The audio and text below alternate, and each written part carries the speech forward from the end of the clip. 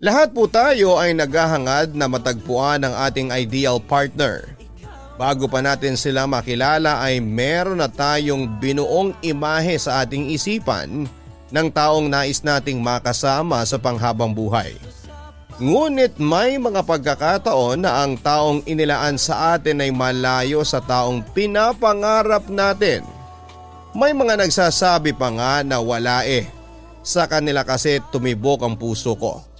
Ngunit paano kung ang taong iyong natagpuan ay may lihim na maaaring sumira sa kung ano ang pagkakakilala mo sa kanya? Paano kung ang taong inakala mong perpekto ay merong madilim na pagkatao? Magagawa mo pa rin ba siyang mahalin at tanggapin?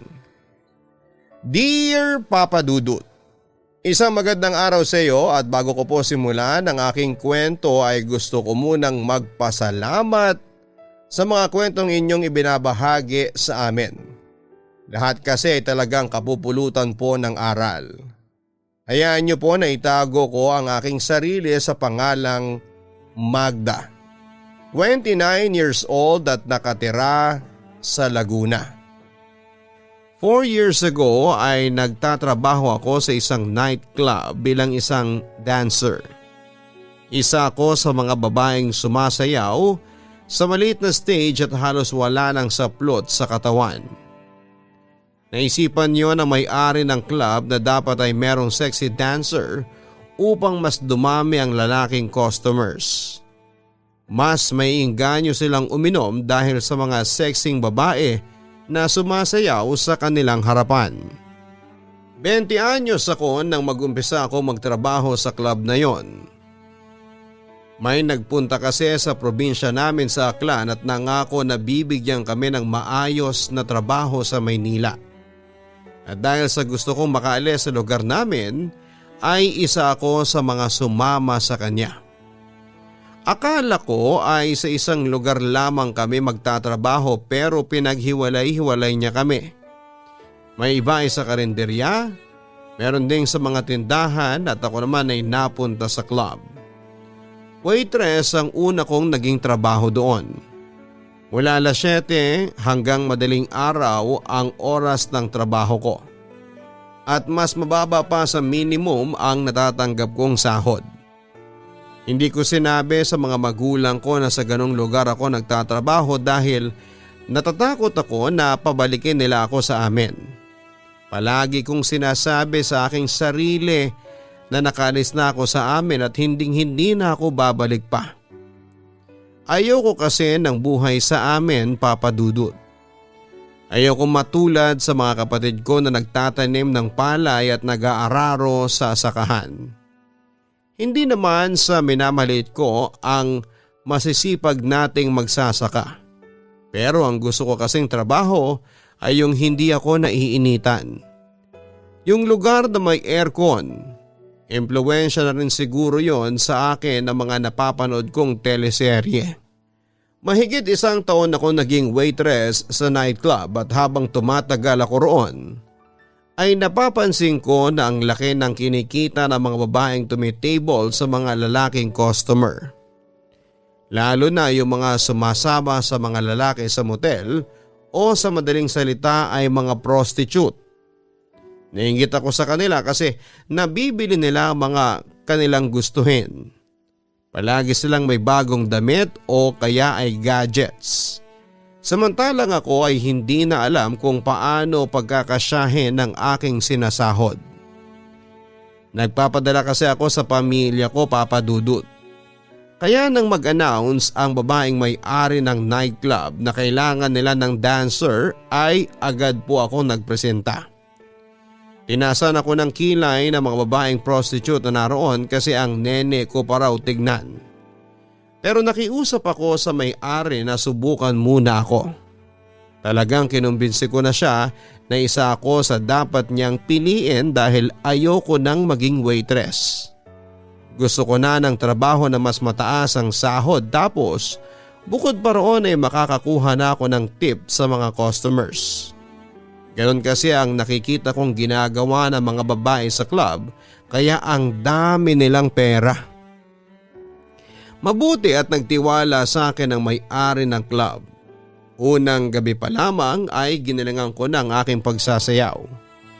Umanga sa akin ang may-ari kaya naging regular na ang aking pagiging dancer sa kanyang nightclub. Kahit papaano ay lumaki na ang sahod ko at nakakakuha na rin ako ng mga tip sa mga customers na natutuwa sa ginagawa kong pagsasayaw.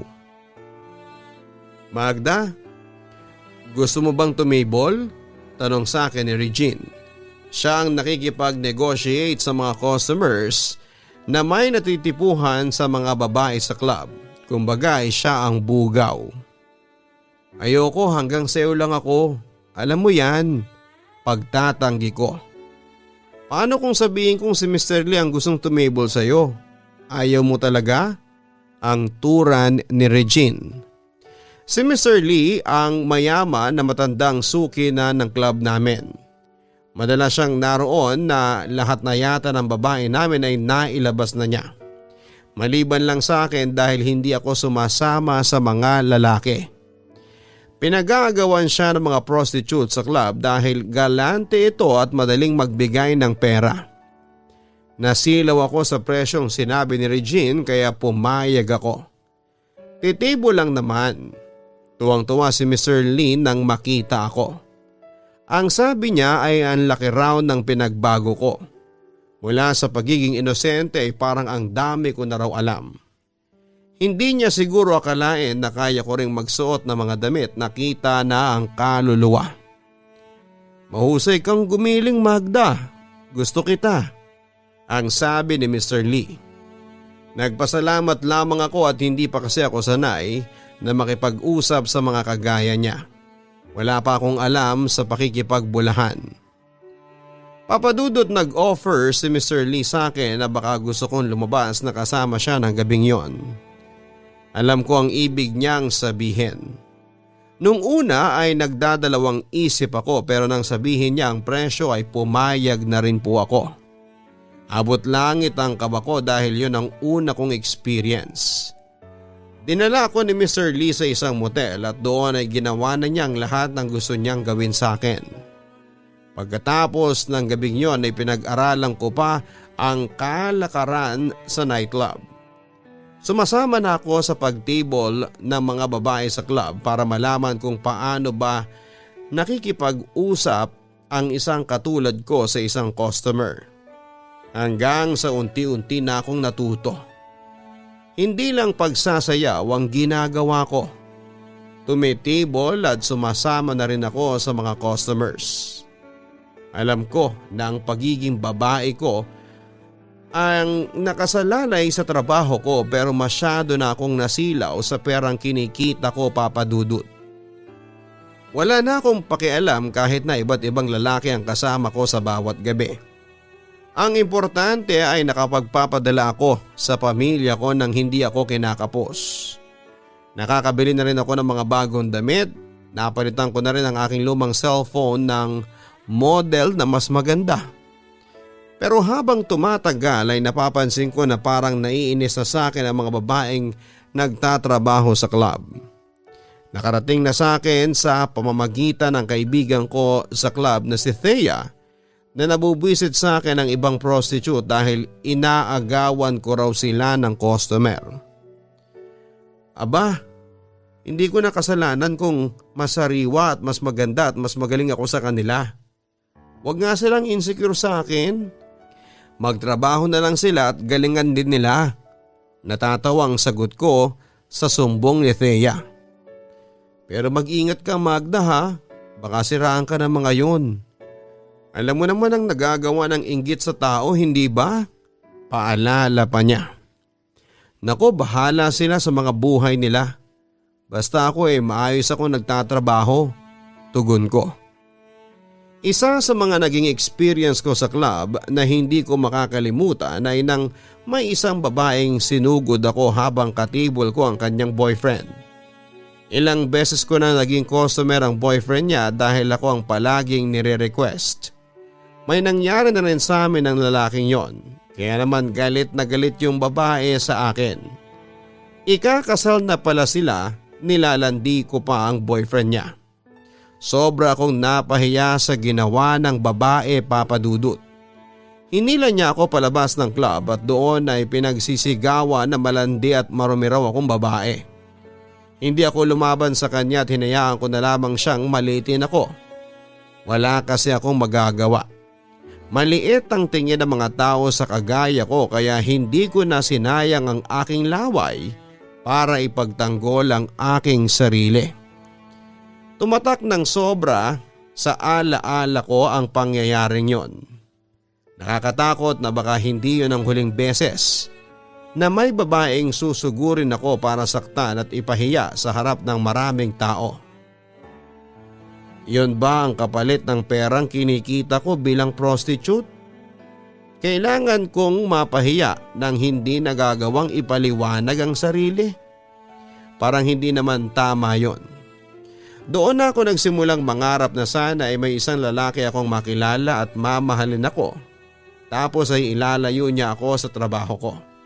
Yung tatanggapin ako kung sino ako at ang aking nakaraan. Nang sabihin ko kay Thea ang bagay na yon ay pinagtawanan lamang niya ako ng matindi. Gaga ka? Seryoso ka ba? Nangangarap ka na may lalaking tatanggapin ka kapag nalaman na prosti ka? Natatawang sabi pa ni Thea. Bakit wala ba? Siguro ay may ganun lalaki no? Sa mga palabas nga sa pelikula at sa TV may ganun Git ko. FYI, wala tayo sa TV o soap opera kaya walang ganun. Walang lalaki na magseseryoso sa kagaya natin. Masakit yun pero yun ang katotohanan. Para sa kanila ay pampalipas oras lang tayo. Hindi tayo yung babaeng iaharap nila sa dambana para pakasalan. Saka kapag nalaman ng lalaki na ganito ang trabaho natin, mandidiri sila sa atin. Yung trabaho lang kasi natin ang nakikita nila at hindi yung dahilan kung bakit ganito ang trabahong binagsakan natin. Mahabang paliwanag pa ni Thea. Dahil sa sinabing yun ni Thea ay nawala na ako ng pag-asa na may lalaking magseseryoso sa akin. Kahit nga mahirap at masakit ay tinanggap ko na lahat ng lalaking makikilala ko ay marumi ang magiging tingin sa akin. Kaya hindi na ako umasa sa pangarap ko na yon. Hinusayang ko na lamang ang aking pagtatrabaho para makaipon ako ng pera. Kapag may sapat na akong pera para magtayo ng gusto kong negosyo na tindahan ng bigas ay titigil na ako sa pagtatrabaho sa nightclub. Ganon ang naging plano ko, Papa Dudut. Kapag wala akong pasok at nasa boarding house lang ako ay naging libangan ko sa gabi ang pakikinig ng radyo gamit ang aking cellphone. Naaliw kasi ako sa mga caller ng isang radio station na naghahanap ng mga posible nilang maging kasintahan.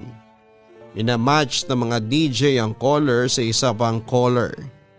Minsan ay may lalaking caller na hindi nagustuhan ng babaeng minatch sa kanya. Kaya ang ginawa ng lalaki ay sinabi na lamang niya on air ang kanyang cellphone number.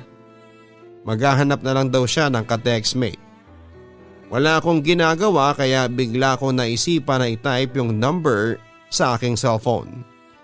Nang mag-miss call ako para masiguro kung active ba yung number, nag-ring yon. Kaya lang ay nakalimutan ko ng i-text dahil sa tumawag si Thea at nakipag-usap sa akin hanggang madaling araw. Nang sumunod na araw ay tumawag ang numerong nakuha ko sa isang radio program. Pero dahil sa nawala na ang interes kong makipag-usap sa may-ari ng number ay palagi kong dinedecline ang tawag niya. Kahit ang pangungulit niya sa text ay hindi ko rin pinapansin. Hinahayaan ko lang siyang mag-text at tumawag. Magda, kanina pang tunog ng tunog yung cellphone mo. Sino ba yung tumatawag sa'yo? Usisa ni Thea habang kumakain kami sa karinderya. Wala yan. Hayaan mo't magsasawa rin yan. Nakuha ko kasi yung number niyan sa radio station Miniscall ko lang naman para malaman kung totoo yung number niya na ibinigay Walang gana kong sagot. Grabe ka uy, umaasa siguro yung tao na gusto mo makipag-friends. Nakakaawa naman, baka walang makakausap. Akin na nga yung cellphone mo at ako nang makikipag-usap. Sambit pa ni Thea. Hinayaan ko lang si Thea na makipag-text sa lalaki hanggang sa matapos kaming kumain. Inoff ko na ang cellphone ko dahil papasok na kami sa nightclub. Sumayaw muna ako ng gabing yon at pagkatapos ay tumibol. Wala ko naging customer na inilabas ako kaya hindi ganong kalaki ang aking kinita.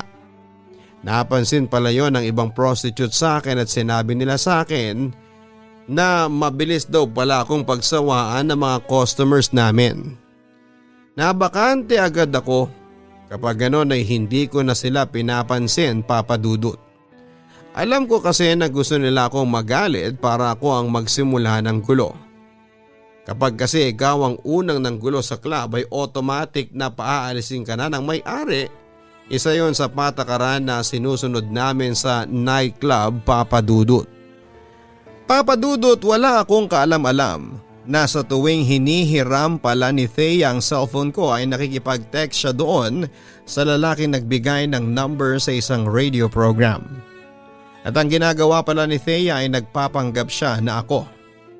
Nalaman ko yon nang minsan ay maisipan kong magbasa ng text kasi wala akong ginagawa. Nagulat na lamang ako na ibinigay na pala ni Thea sa lalaking yon ang ilang impormasyon tungkol sa akin kagaya ng pangalan, birthday at kung saan ang probinsya ko. Nalaman ko din sa palitan nila ng text na Ryan ang pangalan ng lalaki. Nakalimutan ko na kasi sa totoo lang ang pangalan niya noong napakinggan ko siya sa radyo. Minsan ay nasaktuhan na hawak ko ang cellphone nang tumawag si Ryan. Sinagot ko pero hindi para makipagkwentuhan kundi upang ipaalam sa kanya na hindi ako ang katext niya kundi ang kaibigan kong si Thea. Hello, kumusta ka na Magda? Ang ganda ng boses ni Ryan at lalaking lalaki. Ryan? Ikaw si Ryan hindi ba? Ang sabi ko. Hindi kasi ako nakikipag-text sa iyo yung kaibigan ko yun. Ginagamit niya lang yung phone ko at ang pangalan ko. Ayaw pang maniwala ni Ryan pero nang ipakiusap ko sa kanya si Thea ay doon na siya naniwala at tinanggap na katotohanan ng sinasabi ko. Sorry tuloy ng sorry si Thea. Naramdaman ko ang lungkot ni Ryan sa nangyari at kahit na hindi ako dapat makonsensya ay nakonsensya ako, Papa Dudut. Ewan ko kung tama ang pakiramdam ko pero para kasing naghahanap talaga siya ng makakausap. Akala ko talaga ay ikaw ang katext ko. Ibang tao pala. Malungkot na sabi ni Ryan. Sorry Ryan ha. Joker kasi talaga ang kaibigan ko eh. Pero pwede mo naman ako maging kaibigan. Kung okay lang sa'yo, turang ko. Ako na kasi ang nakaramdam ng konsensya. Imbes na si Thea, Papa Dudut. Talaga? Okay sa akin, maraming salamat. Kailangan ko kasi ng kaibigan talaga ngayon. Masayang sabi pa ni Ryan. Sa umpisa ay napipilitan lang talaga ako na makipag-text at makipagtawagan kay Ryan, Papa Dudut. Ang bala ko ay unti-unti akong hindi magpaparamdam sa kanya pero hindi ganon ang nangyari. Habang tumatagal kasi na nag-uusap kami ni Ryan ay mas nakikilala ko ang totoong siya. Mabait, malapit sa pamilya at masarap kausap si Ryan. Matanda siya sa akin ng 2 taon at nagtatrabaho siya bilang isang head chef sa isang restaurant. Ang tagal na nating magkausap pero hindi ko pa pala alam kung anong trabaho mo, ang sabi pa ni Ryan. Habang magkausap kami sa cellphone. Naglalakad-lakad na ako pauwi mula sa club. Talagang gumising pa si Ryan ng madaling araw para makausap ako. Kapag ganong oras lang kasi ako free lalo na kapag may pasok. Sa call center ako nagwo-work. Kaya pansin mo madaling araw kong umuwi palagi. Grabe nga eh. Ang tagal na pero hindi pa rin kami nagpapalit ng shift. Pagsisinungalin ko. Kawawa ka pala. Bakit hindi ka maghanap ng ibang trabaho? Tanong niya. Sanay na ako, saka okay na yung ganitong trabaho. Marangal kesa sa magprosti ako, hindi ba? Kunwari ay natawa pa ako. Tama, huwag kang papasok sa ganong trabaho. Mababang uri ng babae ang tingin ko sa mga babaeng nagbebenta ng katawan. Saka sayang ang ganda mo kung magiging prosti ka lang, ang sabi pa ni Ryan. Kung makaganda ka sa akin ay parang nakita mo na ako tawa ko. Alam ko maganda ka kasi maganda ang boses mo, tugon ni Ryan. Don't judge a woman by her voice. Baka kapag nakita mo ako'y matakot ka, ang biro ko pa. Gusto mo ba na magkita na tayo, Magda? Seryosong tanong ni Ryan. Hindi ko nagawang sagutin ang tanong na yon ni Ryan, Papa Dudut. Bigla ko kasing naisip ang mga sinabi niya tungkol sa mga babaeng nagbebenta ng katawan para kumita. Kung sinabi ko pala sa kanya na prostitute ako ay hindi na niya ako kakausapin. Pagsisisihan niya malamang na ipinush pa niya ang maging magkaibigan kami. Natatakot akong makipagkita sa kanya ng personal kasi baka malaman niya ang totoo kong trabaho. Natatakot ako na baka layuan at pandirian niya ako. Ayokong mangyari yon dahil napalapit na ako kay Ryan. Sanay na ako na palagi siyang ka-text at katawagan. Sanay na ako sa mga good morning at good night, sleep well niya. Parang hindi ko na kayang mabuhay kung walang Ryan na magpapaalala sa akin na huwag akong magpapagutom. Doon na nagumpisa si Ryan sa pangungulit sa akin na magkita na kami. Gusto na raw niyang makita ng personal ang babaeng nakakausap niya sa cellphone. Kahit daw mag-leave siya sa trabaho ay gagawin niya, nataranta pa nga ako nang sabihin niya na pupuntahan niya ako sa trabaho. Aabangan niya raw ako sa pag-out ko. Mabuti at hindi ako nag-imbento ng lugar kung saan ako nagtatrabaho kundi ay pupunta talaga siya doon. Ipinaunawa ko na lamang kay Ryan na hindi pa ako handang makipagkita at sobrang busy rin ako sa trabaho kaya wala akong oras. Nang sabihin ko yun kay Ryan ay napansin ko na parang nawalan siya ng gana sa akin. Ang tipid na ng reply niya sa text. Madalas ay ako pa ang nauunang mag-text at ang tagal na niyang mag-reply. Hindi na niya ako tinatawagan, ang gastos ko tuloy sa load dahil ako na ang palaging tumatawag sa kanya para magkausap lamang kami. Tapos kapag magkausap na kami ay palagi siyang may gagawing bigla kaya hindi na umaabot ng 1 oras ang aming pag-uusap. Naiinis ako sa sarili ko kasi ako na ang naghahabol ngayon kay Ryan. Ay? In love ka na kay Ryan? Ano ka ba, Magda? Dati paayaw-ayaw ka pa sa text. Tapos ngayon para kang mamamatay kapag hindi siya nag-reply. Natatawang sabi pa ni Thea nang ikuwento ko sa kanya ang nangyari sa pagitan namin ni Ryan. Bali ko ba na magkakagusto ako sa kanya? 1 buwan lang naman ang bala ko na i-entertain ko siya pero hanggang ngayon ay magkausap pa rin kami. Kaya lang parang nawala na ng interes siya sa akin nang sabihin kong ayoko makipagkita sa kanya, ang turan ko. Kahit sino ay mawawala ng gana sa iyo. Sobra ka kasing pabebe, tugon naman ni Thea. Ako pabebe? Hindi kaya, pagtatanggi ko. Hindi ka lang pabebe, in denial ka din.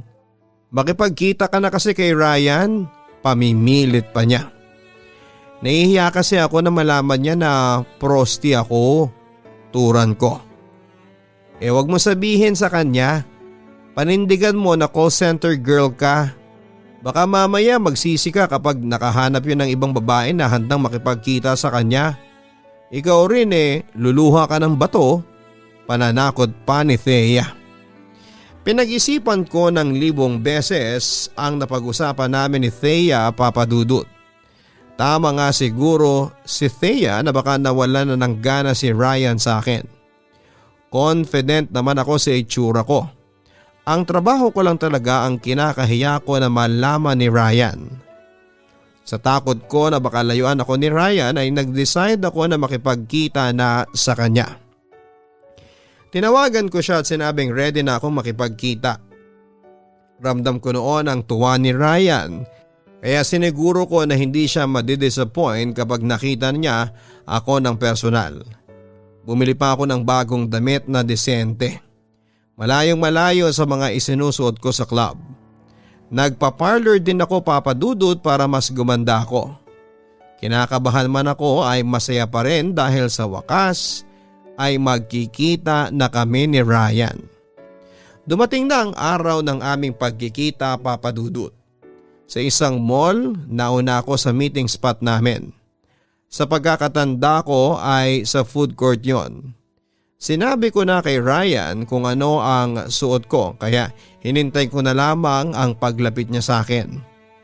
Nang sabihin niya na naroon na siya sa mall ay para kong mawawalan ng malay. Hanggang isang matangkad, maputi at gwapong lalaki ang lumapit sa akin. Nagpakilala siya na siya si Ryan. Hindi ko inaasahan na ganon kagwapo si Ryan papadudot. Mabuti na lang at pinaghandaan ko ang araw na yon. Sa umpisa ay nagkakahiyaan pa kami pero nang maglaon ay naging komportable na kami sa isa't isa. Kung paano kami mag-usap sa cellphone ay ganon na rin kami mag-usap sa personal. Kumain kami ng tanghalian sa isang fast food restaurant. Akala ko talaga ay hindi ka na magpapakita sa akin. Feeling ko kasi nawalan ka na ng gana, ang sabi ko kay Ryan. Sinadya ko dumistansya sa iyo kasi ang feeling ko naman ay hindi ka interesado sa akin kaya ayaw mo makipagkita. Tugon pa niya. Pero hindi ka ba nagsisisi na nakipagkita ka sa akin? Ang ganda-ganda mo kasi eh. Dugtong pa niya. Hindi ang gwapo mo kaya, ang puri ko naman sa kanya. Sa pagkikita naming yon ni Ryan ay nasundan pa ng isa pa at ng isa pa. Hanggang sa halos every week ay nagkikita na kami. Dumating ang araw na nanligaw na sa akin si Ryan. At dahil sa mahal ko na siya ay sinagot ko siya matapos ang halos 3 buwan niyang panliligaw. Nag-decide na rin ako na iwanan ang trabaho ko sa nightclub papadudot. Huminto na po ako sa pagsasayaw at pagsama sa iba't ibang lalaki. Hindi man sapat ang pera ang naipon ko para sa negosyong gusto ko ay kailangan ko yung gawin. Ang hirap kasing magpanggap kay Ryan simula na maging nobyo ko na siya. Nauubusan ako ng palusot kapag gusto niya akong ihatid at sunduin sa kunwari ay pinagtatrabahuhan ko. Sa pag-alis ko sa nightclub ay nalungkot ang may-ari. Aminado kasi siya na isa ako sa mga babae na malaki ang perang na ipapasok sa negosyo niya. Kahit si Thea ay sobrang nalungkot kasi hindi na kami madalas na magkakasama. Pero nangako ako na hindi ako lalayo kaya kapag merong libreng oras ay makikipagkita pa rin ako. Mula sa nightclub ay napunta ako sa palengke. Ang ginawa ko sa ipon ko ay kumuha ako ng maliit na pwesto sa palengke at doon ay nagbenta ako ng iba't ibang gulay. Kailangan kong gumising ng maaga para humango ng gulay na siyang ibebenta ko. Mahirap man pero kailangan ko yung panindigan. Saka alam ko na mas gugustuhin ni Ryan na malaman na nagbebenta ako ng gulay kesa nagbebenta ako ng laman. Sinabi ko na rin kay Ryan na kunwari ay nag-resign ako sa call center. Sabi ko ayaw ko nang meron akong boss kaya naisipan ko maging tendera ng gulay sa palengke. Hindi naman niya ako ikinahiya. Sobrang proud pa nga niya sa akin kasi marangal na trabaho yon. Isinarado ko ng chapter ng buhay ko na nagtrabaho ako bilang isang prostitute. Niyakap ko na ang pagiging tendera ng gulay. Nawala na ang takot sa dibdib ko na baka hindi ako matanggap ni Ryan dahil sa aking trabaho. Magaan na rin sa dibdib ko dahil hindi ko na kailangang magsinungaling pa sa kanya. Habang tumatagal kami ni Ryan ay napapatunayan ko na mahal niya talaga ako. Sobrang sweet niya at palagi niyang pinaparamdam sa akin kung gaano niya ako kamahal. Kahit sa negosyo ko ay tinutulungan niya ako. Kapag kinukulang sila sa restaurant ng gulay ay sa akin na sila kumukuha kaya hindi na ako nabubulukan ng gulay. Palagi yung nauubos. Tuwang-tuwa rin ako kapag nagkakausap kami ni Ryan tungkol sa aming mga pangarap. Nakakatuwa kasi nakasama na ako sa mga pangarap niya. Ang gusto ni Ryan ay makapagtayo kami ng sariling restaurant tapos ay isa-serve ay mga Filipino food na may iba't ibang twist. Hindi pa pala kita na ipagluluto, no? Ang sabi ni Ryan sa akin. Oo nga, chef nga ang boyfriend ko pero walang time na ipagluto ako. Kunwari ay nagtatampo kong wika. Tamang-tama, birthday ng tatay ko sa Sunday. Ako ang magluluto ng ihahanda, punta ka. Para makilala mo na rin ang family ko. Ang turan pa ni Ryan. Ipapakilala mo ang family mo? Hindi ako makapaniwala, Papa Dudut. Para kasi sa akin na nanggaling sa pagiging prostitute ay isang napakalaking bagay ang ipakilala ako sa pamilya ng boyfriend ko. Isa pa para sa akin ay sign yun na seryoso talaga si Ryan sa akin. Ang akala pa nga ni Ryan ay ayaw ko. Pwede naman daw na sa ibang araw na lamang kapag handa na ako. Pero ang sabi ko ay hindi lang ako makapaniwala kaya ganon ang aking reaksyon. Kung pinaghandaan ko ang unang pagkikita namin ni Ryan ay mas pinaghandaan ko naman ang unang beses na makilala ko ang pamilya niya. Tuwang-tuwa si Thea para sa akin kasi may lalaking sumeryoso sa akin. Ipinagmalaki ko pa sa kanya na hindi totoo ang sinasabi niya na walang lalaking magmamahal sa akin. Kung alam ba ni Ryan ang dati mong trabaho, sa tingin mo ba ay magiging kayo? Tanong pa ni Thea. Alam mo ang nega mo, oo na malamang ay hindi magiging kami. Kaya nga nag-change career na ako para sa kanya, hindi ba? Tugon ko. Nagpakadesente ako ng husto nang dumating na ang araw na ipapakilala ako ni Ryan sa pamilya niya. Ibinigay niya sa akin ang address dahil hindi niya ako masusundo. Busy kasi siya sa pagluluto. Siya ang punong abala sa kusina. Hindi naman ganoong kahirap hanapin ang bahay nila dahil nakita ko kaagad yon sa pamamagitan ng pagtatanong-tanong. Saka nalaman ko na yun ang bahay ni Ryan dahil sa maraming tao sa harapan na kumakain at nagiinuman. May kalakihan ng bahay nila. 2 palapag, Papa Dudut. May kaya pala sa buhay ang pamilya ni Ryan. Mas lalo tuloy akong nangliit. Kung ano-ano mga negatibong bagay ang tumakbo sa utak ko. Baka kasi kung okay kay Ryan at tendera ako sa palengke ay baka hindi sa pamilya niya. Sinundo na ako ni Ryan sa labas ng bahay nila na mag-text ako sa kanya na naroon ako. Pawisan siya at amoy ulam na. Halatang busy siya sa kusina. Pinapasok na niya ako sa loob at dinala sa dining area nila. Ipinakilala niya ako sa nanay at tatay niya. Maging sa 2 niyang kapatid na parehong lalaki. Pangalawa pala siya sa magkakapatid, Papa Dudut. Hindi ko naramdaman sa pamilya ni Ryan na hindi nila ako gusto. Kahit pa sinabi niyang nagtitinda ako ng gulay sa palengke. Umanga pa nga sa akin ang tatay ni Ryan kasi kahit daw ang ganda ko ay hindi ako mapili sa trabaho.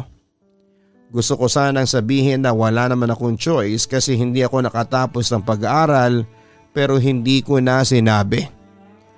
Gustong-gusto ka na nila mama at papa? Ang turan pa ni Ryan sa akin habang naglalakad kami. Ihahatid na niya ako sa sakay ng jeep pa uwi noon. Talaga? Paano mo nasabi? Tanong ko. Ang kagaya mo kasi ang gusto nila. Masipag, walang arte. Sa lahat ng girlfriend na dinala ko, ikaw lang yung kinausap nila ng ganong katagal. Nakita mo naman ang daming pagkain na pinadala sa'yo. Sagot pa ni Ryan. Kinakabahan nga ako kanina eh. First time kasi na ipinakilala ako ng boyfriend ko sa pamilya niya. Ang sarap pala sa pakiramdam. Nakangiti kong wika. Siyempre, dapat mo na silang makilala kaagad kasi balang araw, magiging parte ka na naman ng pamilya namin, ang sabi pa ni Ryan. Ha? Anong ibig mong sabihin? Naguguluhang tanong ko. Nabigla ako nang biglang lumuhod. Hawakan ni Ryan ang isa kong kamay at lumuhod siya sa harapan ko. Akala ko pa nga ay kung napaano na siya pero nalaman ko ang gagawin niya nang may ilabas siyang singsing. Magda, handa ka bang magpakasal sa akin at maging ina ng mga anak ko? Naluluhang tanong pa ni Ryan. Ang tanong na yon ni Ryan ang bumago sa buhay ko, Papa Dudut. Tinanggap ko ang proposal niya ng kasal. Nang araw na yon ay para akong nananaginip, hindi ako makapaniwala na may isang lalaki na darating sa buhay ko na ipaparamdam sa akin kung paano ang mahalin at igalang. Hindi ko yon naranasan nang magtrabaho na ako sa club. Lahat kasi ng lalaki ay bayaran ang tingin sa akin. Isang babaeng madumi at handang gawin ang lahat para sa pera. Kabastos-bastos at hindi dapat igalang. Yan ang tingin nila sa akin noon. Tapos ay may biglang darating na Ryan sa buhay ko, Papa Dudut. Ako na yata ang pinakamasayang babae sa buong mundo nang dahil kay Ryan. Nabibilisan man ako sa pagpopropose ni Ryan ay hindi ko na yon naisip pa, Papa Dudut. Ang nasa utak ko lang ay ang nalalapit naming pagpapakasal. Excited na akong humarap sa dambana kasama si Ryan habang sinasabi namin ang aming pangako sa isa't isa. Tapos magkakaroon kami ng mga anak. Sisikapin ko na maging mabuting ina at asawa at hindi ko hahayaan na maranasan ng mga magiging anak ko ang mga pinagdaanan ko sa buhay. Nang sabihin ko sa pamilya ko ang nalalapit na pagpapakasal namin ni Ryan ay natuwa sila pero nalungkot din dahil wala na raw tutulong sa kanila pagdating sa pinansyal. Nangako naman ako sa kanila na kahit may asawa na ako ay hindi ko pa rin sila pababayaan. Ngunit totoo nga yata na sa oras na tinalikuran mo na ang madidilim na bahagi ng iyong buhay, ay mumultuhin ka pa rin ito sa kasalukuyan. Minsan kasi ay nasa mall kami ni Ryan nang makasalubong ko ang dati kong katrabaho sa nightclub. Hindi ko sana sila papansinin pero nakita nila ako at nangumusta sila. Tinanong nila kung sino ang kasama ko at nang sabihin ko na boyfriend ko si Ryan ay sa kanila inungkat ang trabaho ko dati. Hindi ka na ba babalik sa club? Miss ka na ni Mamo? Tanong ni Crisel. Siya yung inis na inis sa akin noong nasa club pa ako. Inaba ko na lamang ang usapan at kunwari ay nagmamadali kami ni Ryan at hinila ko na siya palayo sa mga dati kong katrabaho. Anong club pala yung tinutukoy niya? Usisa ni Ryan nang makalayo na kami. Ano yun? Club, samahan ng mga kababaihan? Women empowerment? Ganun. Natataranta kong sagot. Wow, iba ka talaga, Magda. Hindi ko alam na kasali ka sa ganung club. Maganda yun, ang dami ninyo sigurong natutulungan ng mga babae. Natutuwang tugon pa ni Ryan. Matagal na yon. Wala na ako sa club na sinasabi nila. Hindi ko na kasi kayang bigyan ng oras kasi may pwesto na ako sa palengke, hindi ba? Patuloy kong pagsisinungalin. At dahil nga sa nangyaring yon ay nagsimula na akong maging paranoid, Papa Dudut. Samot-saring mga senaryo ang naiisip ko talaga. Kagaya ng baka biglang makasalubong ko ulit ang mga katrabaho ko dati o kaya ay isa sa mga naging customers ko. Tapos ay sabihin kay Ryan kung ano talaga ang trabaho ko. Paano kung malaman ni Ryan na marami ng lalaki ang nagpakasawa sa katawan ko bago siya dumating sa buhay ko? Itutuloy pa ba niya ang pagpapakasal o baka mandiri siya sa akin at makipaghiwalay siya? Halos mabaliw na ako sa pag-iisip, Papa Dudut. Habang papalapit ang araw ng kasal namin ni Ryan ay mas lalong napuno ng mga negatibong bagay ang utak ko, kaya humingi ako ng payo kay Thea. Alam mo, dapat kasi noon mo pa sinabi kay Ryan kung ano ang trabaho mo dati. Hindi yung pinaabot mo pa na ikakasal na kayo. Pero dahil nandyan na yan, panindigan mo na yan. Isipin mo na lang na mas malakas ang pagmamahal ni Ryan sa iyo kaysa sa mga nakaraan mo, ang sabi sa akin ni Thea. Natatandaan ko kasi na sinabi niya sa akin na mababa ang tingin niya sa mga prostitute. Kaya natatakot talaga ako kapag nalaman niya. Kinakabahan kong tugon. Hanggang sa dumating na nga ang kinakatakutan ko, Papa Dudut. Halos isang buwan na at ikakasal na kami ni Ryan nang muli niya akong in-invite sa bahay nila para sa isang special dinner. Pupunta raw ang iba nilang kamag-anak dahil gusto akong makilala. Siyempre hindi ako pwedeng tumanggi. Saka gusto ko rin na makilala ang iba pang miyembro ng pamilya ng lalaking pakakasalan ko.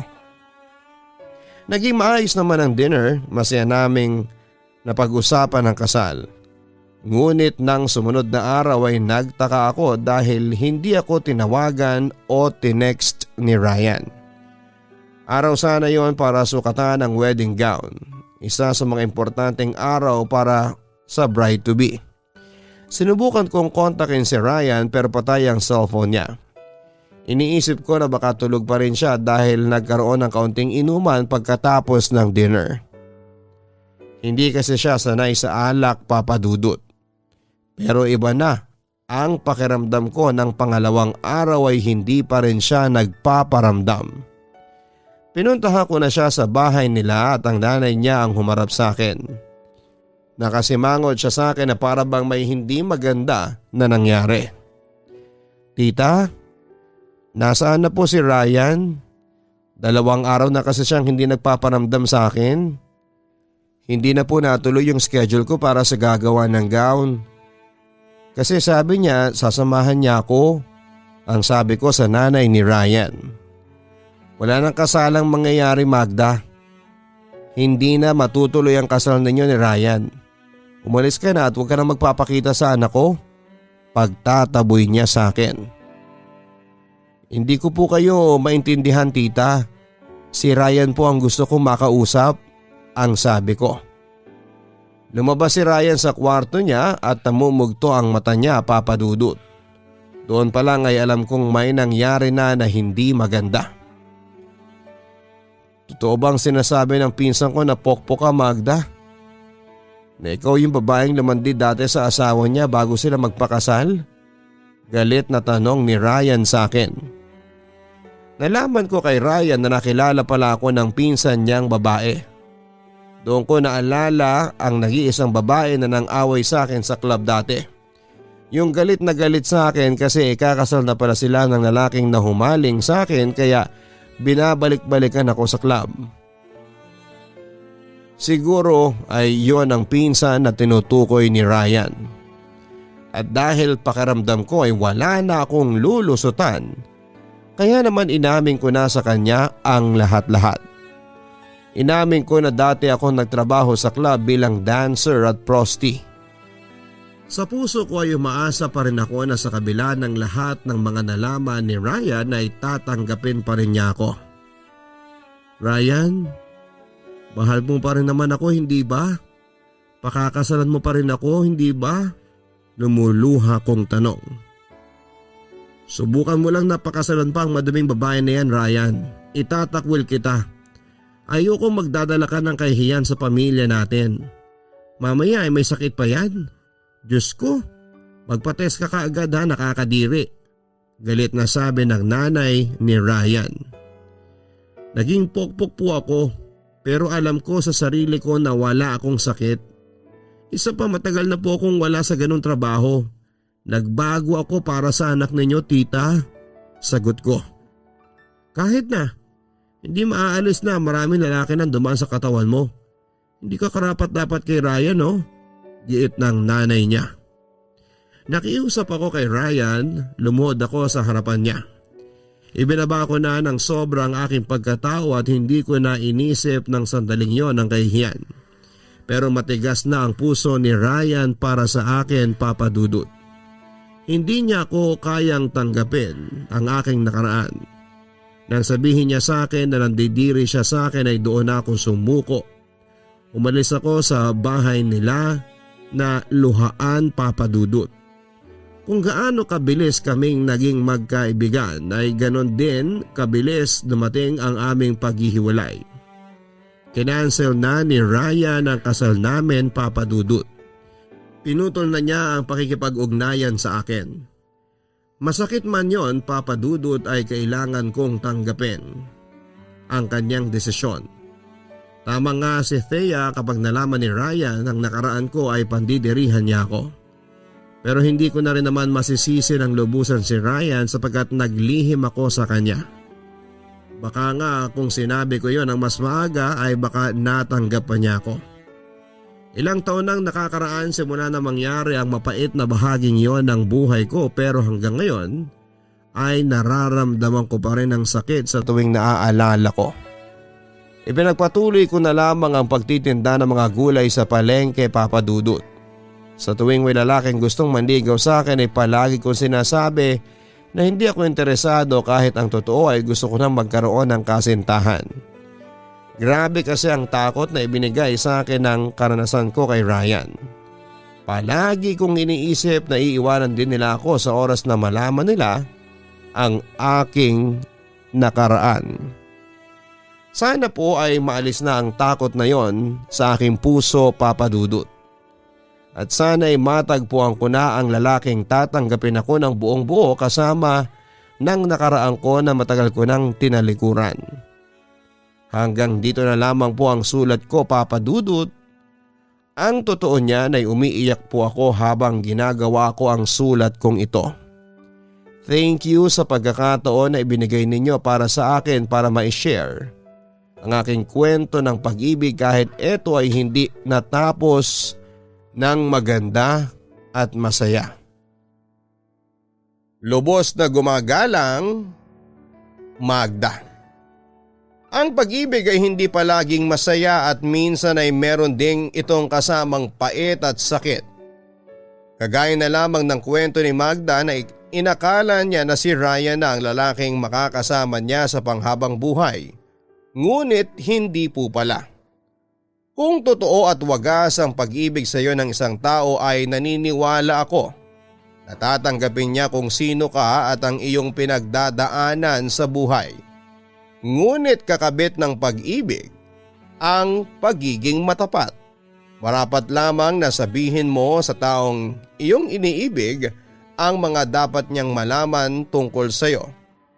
At sa iyo, Magda, ipinagdarasal ko na sana ay matagpuan mo na ang lalaking tatanggapin ka ng buong buo.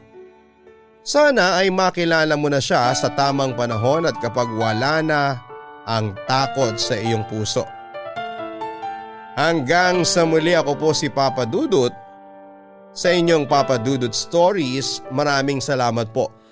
Ang buhay ay mahiwaga, laging may lungkot at saya. Sa Papa Dudut Stories, laging may karamay ka.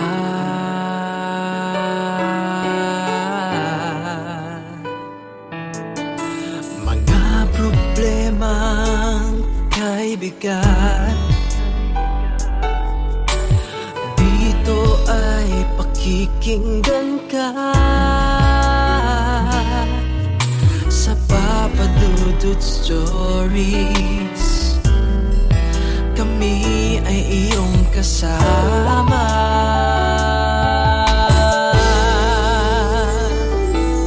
Dito sa Papa Dudut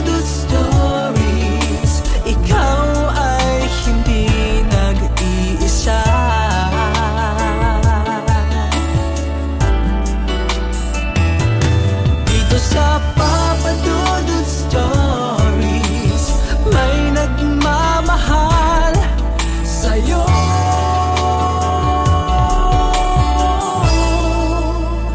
Papa Dudut Stories, Papa Dudut Stories.